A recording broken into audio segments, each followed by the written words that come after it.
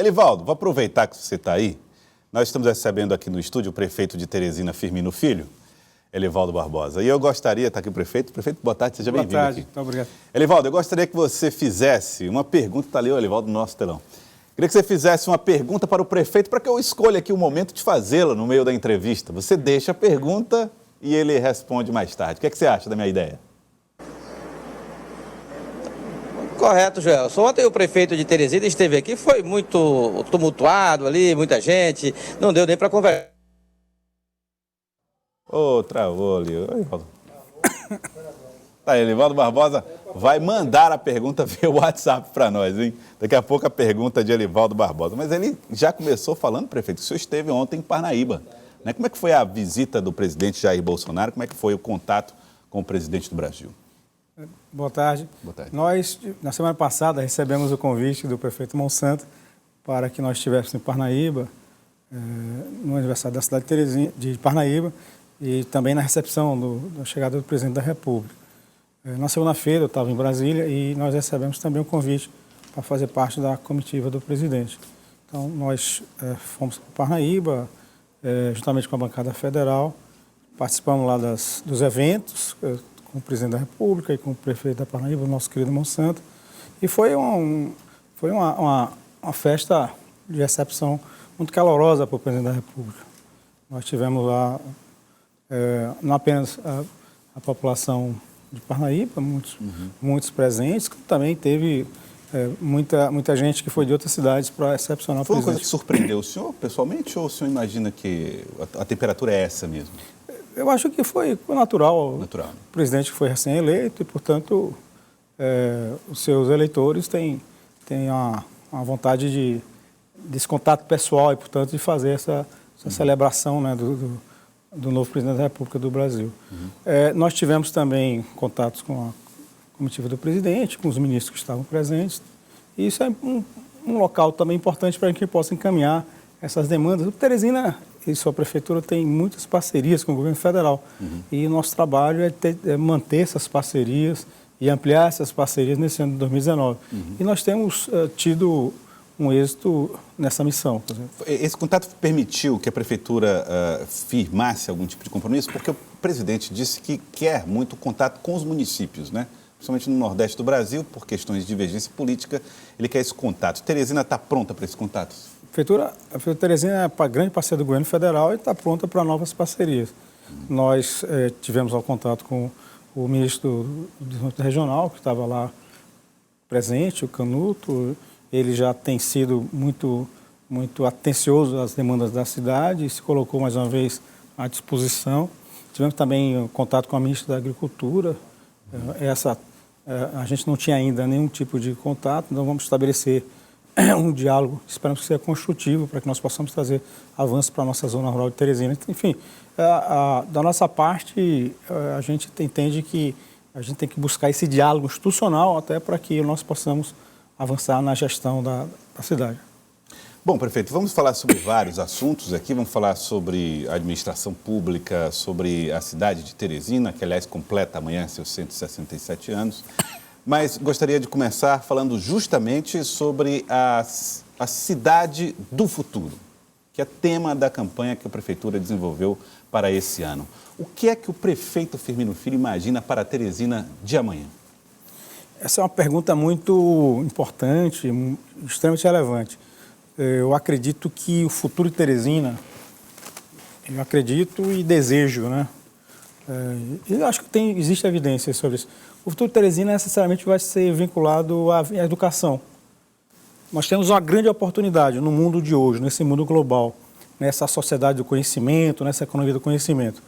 No passado, uma cidade para se desenvolver, ela precisava estar perto de uma região que tivesse muitos recursos naturais qualificados. Estrategicamente posicionada. Ou recursos minerais, ou terra fértil, ou, enfim, algum tipo de riqueza vegetal específica. Uma cidade para ser bem-sucedida, ela precisava estar perto de algum tipo de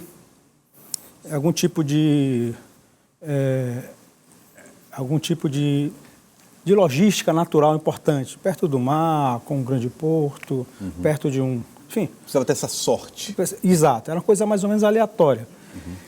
Ou então, no passado, uma cidade para ser desenvolvida, ela precisava ter muito investimento industrial, muito investimento em infraestrutura, ter muita acumulação de capital, muita riqueza acumulada anteriormente. Agora, nesse século XXI, existem outras possibilidades que ao longo da história humana não existiam, né? Então, você pode ter uma cidade baseada no conhecimento, na educação, no ensino, pode no ensino superior, na pesquisa e desenvolvimento, na tecnologia. O Vale do Silício ensina muito, né, nesse sentido. Isso, quer dizer, as cidades hoje, elas não são mais berço das indústrias. As cidades crescem hoje com serviço. E esses serviços de alto valor agregado, eles dependem de tecnologia. Cada vez mais, o futuro é esse, da tecnologia. Só para você ter uma ideia, no passado existia uma discussão muito interessante no Brasil sobre se o Brasil devia ser uma potência agrícola ou uma potência industrial. Sim.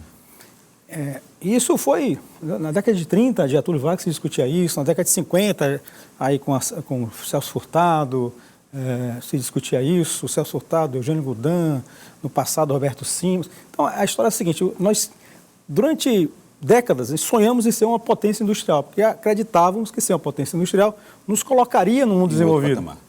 E uma coisa irônica é que depois de tanto esforço que nós fizemos ao longo de toda a nossa história para ser uma potência industrial, você olha para o mundo e a inserção do Brasil no mundo é de uma potência agrícola, agroexportadora. O Brasil, você vê a pauta de exportação do Brasil, o Brasil exporta minério de ferro, exporta laranja, exporta... Então, matéria-prima, commodity. Mas por que soja? Mas por que o Brasil é uma potência agrícola? Não é porque pratica a mesma agricultura que praticava 50 anos atrás, porque foi a agricultura brasileira, aí a Embrapa teve um papel importante nisso, né, que conseguiu incorporar avanços tecnológicos. Então, só para dizer como quer dizer, a tecnologia, o conhecimento faz a diferença e quebra até as expectativas que eram mais arraigadas sobre o papel que a industrialização teria no nosso futuro. E agora mais do que nunca, né, porque todo mundo hoje gira em torno da tecnologia, do conhecimento, né? Aquilo que a gente pode fazer estudando e aplicando o nosso conhecimento, a transformação da realidade é potencial revolucionário. Você vê o que as novas tecnologias podem fazer, é mais do que tecnologia, é quase que uma mágica, quase que um milagre. Agora, prefeito, quando o senhor fala isso, me passa uma ideia de que o destino meio que joga dados. Por exemplo, o Brasil pensava em ser indústria ou não indústria e de repente vira uma capacidade agrícola impressionante, o agronegócio. Não pode acontecer o mesmo com Teresina? Como diminuir esse imponderável e transformar a Teresina naquilo que queremos? A gente pode, obviamente, a gente vai estar sempre sujeito ao imponderável, mas a gente tem alguns indícios de que a educação vai ser importante. Por exemplo, o caso da rede municipal de ensino de Teresina, quer dizer, o fato das 27 capitais, nós temos o menor custo por aluno e temos o melhor IDEB. No ensino médio, quer dizer, nós temos aí as escolas particulares no Enem.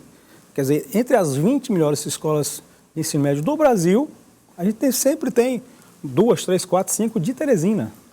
O que é uma coisa que é aparentemente contraditória, não é uma coisa esperada. Eu me lembro até que quando saiu a primeira edição do Enem, e tinha uma escola de Teresina entre as 10 melhores, uma jornalista da Folha de São Paulo utilizou esse dado como um indicativo de que o Enem não era um bom teste, não era um teste sério. Porque tinha uma escola de Teresina entre as 10 melhores. Entendeu? Então, mas ao longo do tempo ficou claro que Teresina estava sempre presente. Então, isso feito com o quê? Quer dizer, todos são professores da cidade, são alunos da cidade, são diretores da cidade, são gestores da cidade. Então, a gente tem um diferencial e a gente tem que pegar esse potencial e tem que canalizar. Tem que ter ensino de qualidade para todos, no básico, no médio, as nossas faculdades, nossas universidades. A gente tem que buscar desenvolver a capacidade competitiva, qualidade naqueles setores que são mais competitivos. Nós temos que ter pesquisa, desenvolvimento. E tem uma área que é muito fácil para isso, né, que é quase que um atalho para isso, que é na área de TIC, né, Tecnologia de Informação e Comunicação. Nós agora, por exemplo, nós estamos trabalhando com uma parceria com a Softex. Softex é uma incubadora de empresas de exportação de software, então estamos fazendo uma parceria e vamos fazer um projeto, estamos trabalhando trabalhando em criar uma espécie de um ecossistema de TIC na cidade de Teresina para os próximos anos. Mas nós já temos algumas evidências. Nós estamos trabalhando, por exemplo, dentro da rede municipal.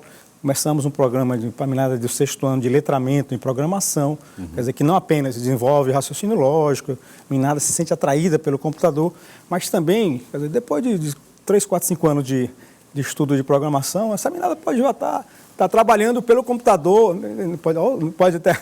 Também ser mais computador? A tecnologia futura. Programação, hoje você tem uma menina de 18, 19 anos que sabe programar, pelo computador, com algumas horas por dia, ganha 4, 5, 6 mil reais por mês, fácil. Às vezes tem casos aqui de pessoas que fizeram aplicativos aí que bombaram, tem que dizer, então eu acho que essa é uma coisa que a gente tem que perseverar, quer dizer, que a longo prazo nós temos que criar uma cidade que seja competitiva, baseada naquilo que a gente sabe fazer, que é uma coisa importante hoje, no dia de hoje, que é a tal da educação. A gente sabe aprender, a gente sabe estudar. Então, é necessário que a gente possa transformar esse estudo, nossa meninada que sai para estudar medicina, sai para estudar engenharia e tal, é necessário que depois, no retorno, a gente possa agregar isso e dar capacidade competitiva à cidade. Prefeito, definitivamente, quando o senhor fala, a gente vê que a cidade de Teresina de 96, do computador 486, não é mais a mesma dessa cidade que o senhor está imaginando para amanhã. Agora, tem um problema, uma questão que envolve o investimento em conhecimento, é que você não tem controle dessa mão de obra. Esses estudantes podem sair para qualquer lugar do Brasil. Isso é um problema? Até que ponto? É um problema de todas as regiões atrasadas, né? Quando você tem uma economia que ela não é dinâmica, né? A mão de obra, especialmente a qualificada, ela é a primeira a migrar. Então, o Piauí perde muita mão de obra, né? Quer dizer, você vai em São Paulo, você vê muitos médicos, por exemplo, na Albert Einstein tem muitos médicos que são piauienses. Então, você vai em Brasília, você vê também muitos... Então, existe a migração, né? Quando não apenas da mão de obra não qualificada, mas também da mão de obra qualificada. Então, o que a gente precisa fazer para usar uma palavra mais contemporânea, criar ecossistema para que essa rapaziada possa ficar aqui. E essa segunda etapa, nós estamos prontos para isso? Teresina pode absorver essa mão de obra, se desenvolver a partir desse conhecimento? Acho que sim, especialmente porque não existe mais empecilhos do ponto de vista material, de distanciamento e tal. Então, acho que é possível, né? Essa parceria com a Softex, acho que está bem dentro desse espírito. E pode gerar renda e... Isso, a gente fez um estudo sobre quais são as cadeias produtivas que são mais competitivas na cidade de Teresina. A gente encontrou 3. Isso é um estudo empírico, com dados e tal. Foi feito por uma consultoria bastante qualificada, que é o setor de saúde, o setor de educação e o setor de moda. E a gente escolheu como o setor inovador o setor de tecnologia de informação e comunicação, que é um setor que pode ter um forte relacionamento com os outros setores. Quer dizer, então, você pode desenvolver tecnologias aplicadas à saúde, você pode... Eu vi um speech de um estudante de medicina que está fazendo um programa de... realidade virtual? Realidade aumentada. Para melhorar, quer dizer, a capacidade do médico de, na cirurgia, conseguir acessar os exames. É uma coisa interessante.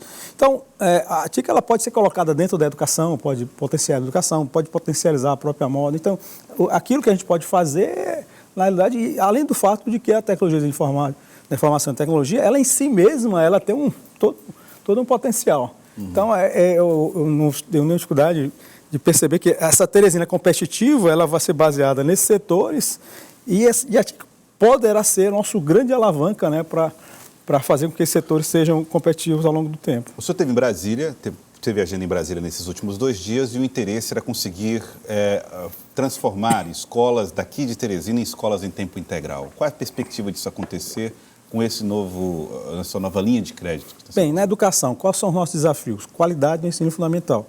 Uma das estratégias para melhorar essa qualidade é a transformação da educação em educação integral. Não apenas em termos de tempo do estudo e do aprendizado, mas também na abordagem da própria educação, que não é apenas o conhecimento transmitido, mas também nas habilidades que não cognitivas, que não são exatamente relacionadas a conhecimento. Então, a gente está avançando, a gente tem já 8% da nossa rede com a educação integral, só que a gente tem que chegar até 2030 com pelo menos 50% da nossa rede em tempo integral. Atualmente, qual das dificuldades que a gente tem? Que a nossa rede ela foi criada, né, para atender o tempo parcial.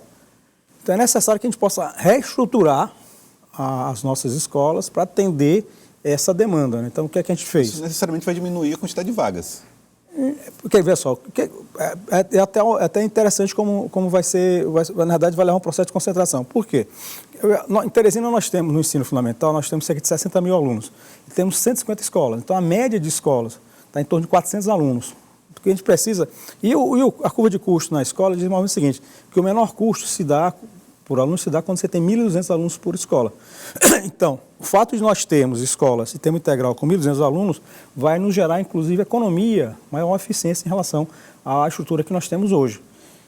Moral da história, mas como é que nós vamos planejar? Que modelo nós temos? Então, nós já desenvolvemos 3 modelos. O modelo mais bonito é de uma escola lá no Lagoa do Norte, que fica ali no Mafrense. Esse modelo é uma escola perfeita. Basicamente aquela ideia dos americanos, que os americanos têm as high school, parece um templo da educação. Sim. Então, fazer o quê? Um prédio com toda a infraestrutura necessária para se ter uma boa educação. De fato, fazer um templo para a educação. Com tudo, com um auditório, com teatro, com piscina, com campo de futebol, com quadra coberta, com pista de... Enfim, fazer com toda a estrutura administrativa consistente, né, robusta, enfim, fazer com todo o equipamento necessário para se dizer que essa tem uma boa estrutura. E a partir dali você pode construir também a boa qualidade do ensino. Então, estamos falando de construção de novos espaços. Isso. Então, nós estamos buscando. E essas escolas são caras, não são escolas pequenas, né? São escolas, de fato, bem estruturadas. Então, essa do Lagoa do Norte, a escola custa 25 milhões de reais. Para construir e para manter. Exato, mas ao longo do tempo nós vamos ter ganhos de eficiência pela concentração.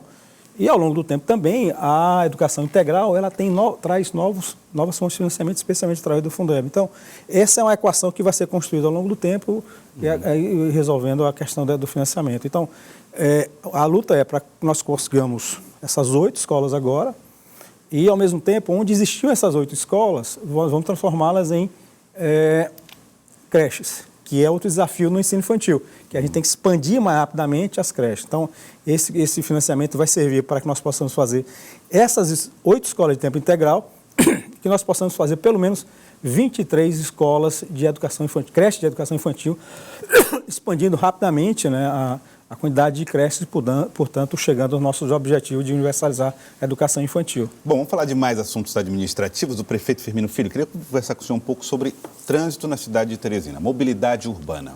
A prefeitura tem feito um investimento muito grande com o Integra.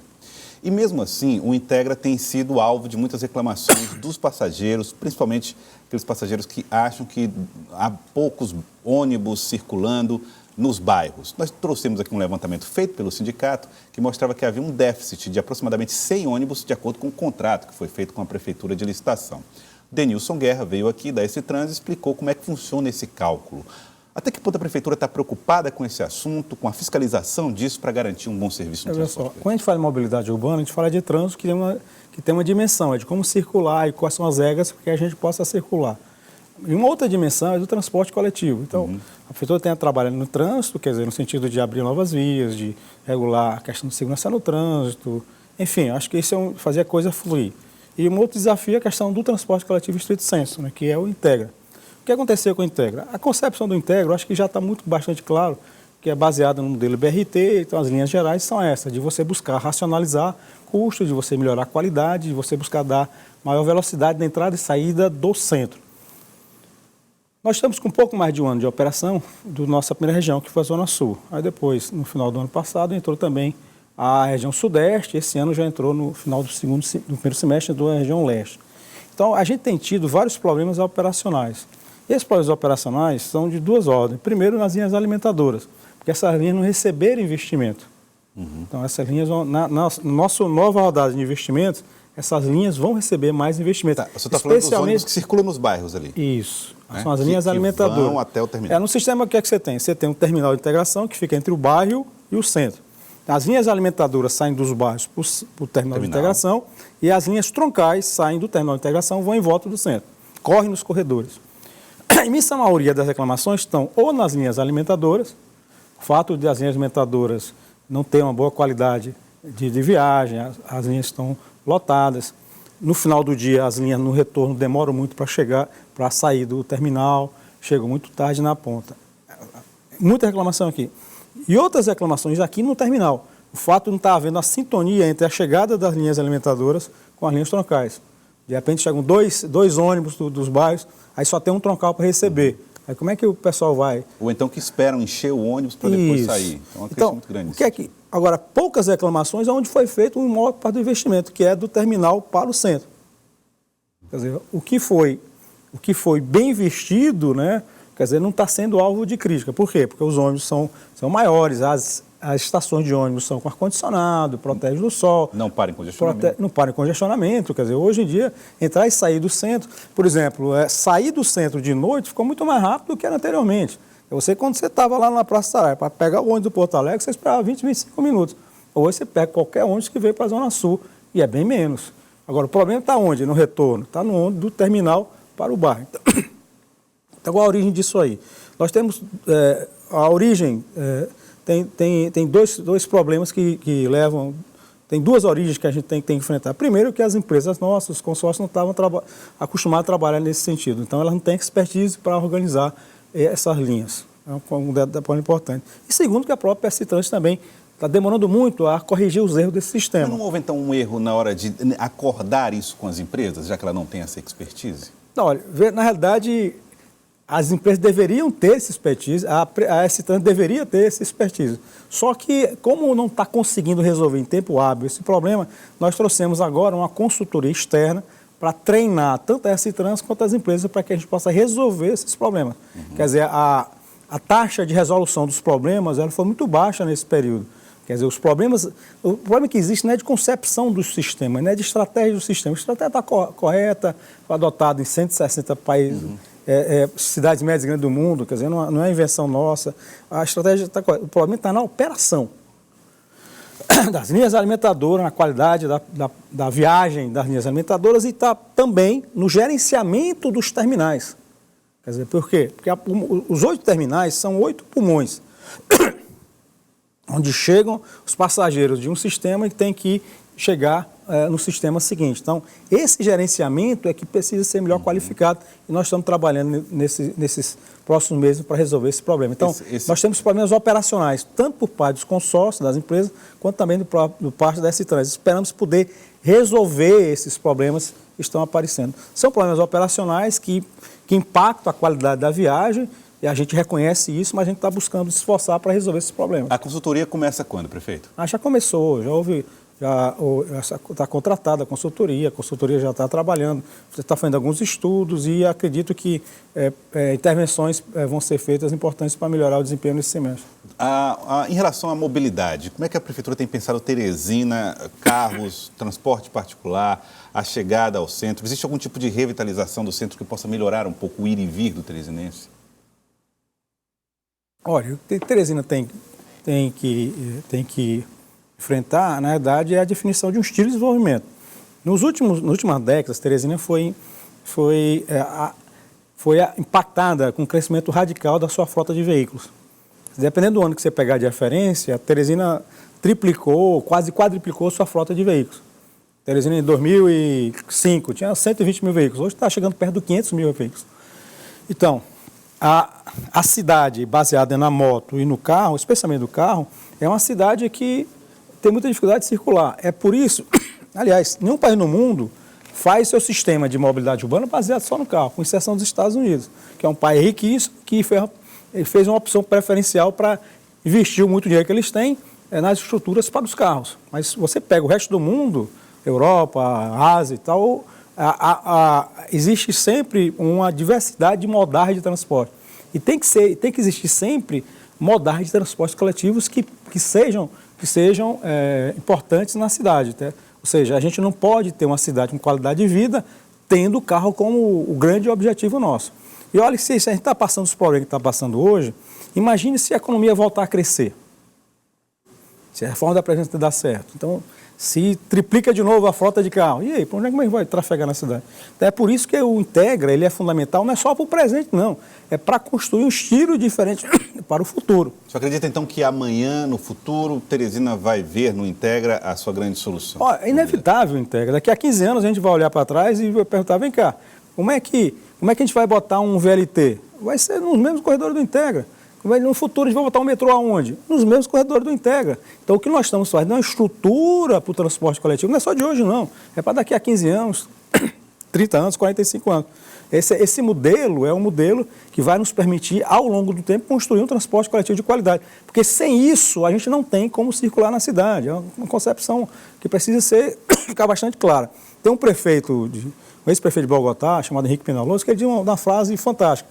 Ele diz o seguinte, a cidade desenvolvida, com qualidade de vida, não é quando todos têm um carro, não.